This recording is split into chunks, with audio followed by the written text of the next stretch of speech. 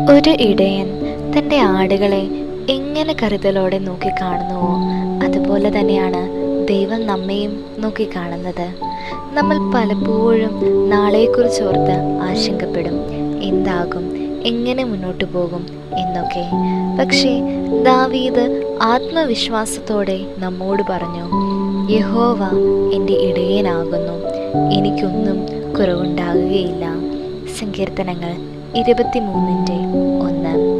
ഇത് വെറുമൊരു വാചകമല്ല, മറിച്ച് ഒരു ഉറപ്പാണ്. ഇടയൻ തൻ്റെ ആടുകളെ വഴിതെറ്റുവാൻ അനുവദിക്കുകയില്ല.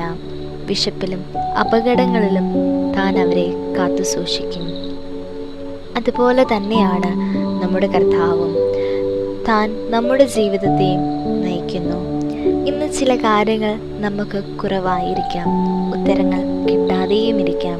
പക്ഷേ ദൈവത്തിൻ്റെ കരുതൽ നമുക്കൊപ്പമുണ്ടെങ്കിൽ നമുക്ക് വേണ്ടത് തക്ക സമയത്ത് ലഭിക്കും. കാരണം നമ്മുടെ ജീവിതം നമ്മുടെ കൈകളിൽ അല്ല, നല്ല ഇടയൻ്റെ കരങ്ങളിലാണ്.